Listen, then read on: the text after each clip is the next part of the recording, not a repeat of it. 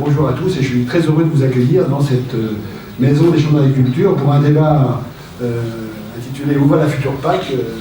Le général de Gaulle dans son temps a dit vaste programme, mais pour revenir à ce sujet-là, évidemment le fait que la Commission européenne fasse ses propositions le 1er juin, évidemment un élément déclencheur, et au travers des propositions, on voit bien les incertitudes qui sont derrière, on voit bien le calendrier proposé qui nous interroge, et le sens qui est donné au travers de ces propositions, enfin, le sens recherché dans les propositions de cette nouvelle PAC.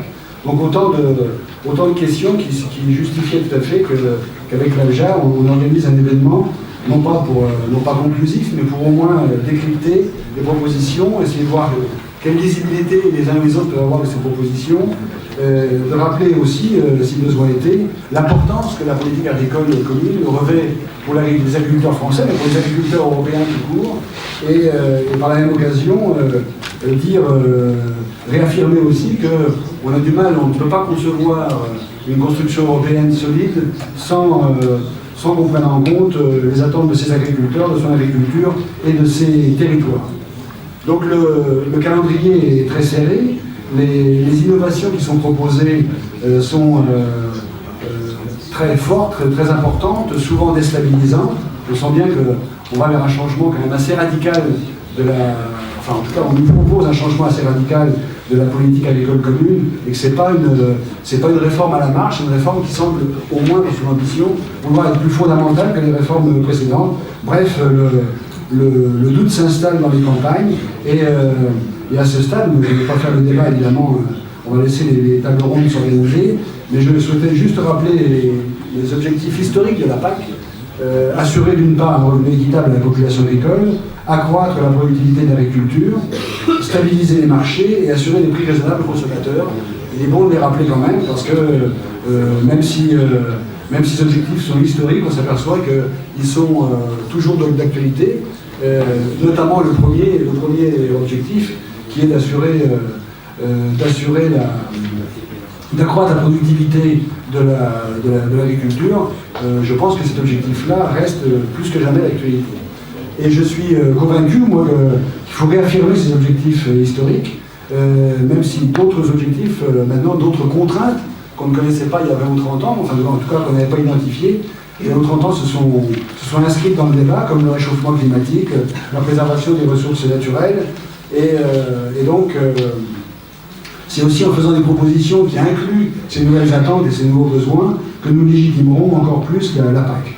Et donc la PAC a aussi cette caractéristique d'être la première politique communautaire intégrée, et donc ça reste quand même un des moteurs de la construction historique, dans l'historique de la construction européenne. C'est donc toute la difficulté, mais aussi un défi passionnant, d'élaborer une politique qui concilie ces enjeux parfois, qui peuvent paraître parfois difficilement conciliables. Nous, les chambres d'agriculture, à travers notre cœur de métier qui est le conseil aux agriculteurs, mais aussi conseil aux acteurs des territoires, nous tentons au quotidien de faire réussir des entreprises agricoles qui soient multiperformantes sur des territoires qui, eux aussi, doivent être performants.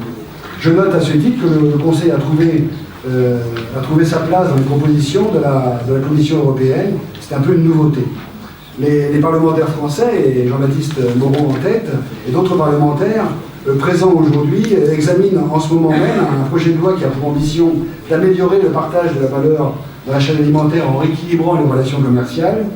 J'appelle donc le gouvernement français à mettre la même énergie pour défendre la PAC et faire des propositions au service d'une PAC, d'une politique agricole où le C d'une PAC, où le C prend toute son importance, avec le terme commune, une politique agricole qui soit forte, protectrice et à la hauteur des enjeux. Je remercie par avance tous les intervenants d'avoir accepté de participer à ces deux tables rondes. Je sais que certains sont un peu pressés, mais on va essayer de faire en sorte qu'ils puissent prendre le dernier train, on est obligé de coucher sous les ponts. Merci à tous d'être venus si nombreux. Et enfin, je voulais remercier l'ALJA pour cette collaboration. et donc qui s'illustre aujourd'hui par la co-organisation de cet après-midi. Et je remercie particulièrement Arnaud Carpon d'avoir accepté d'animer cette conférence et je lui passe tout de suite la parole. Merci à tous et bonne soirée. Merci. Retrouvez l'actualité de l'AFJA sur www.afja-asso.fr.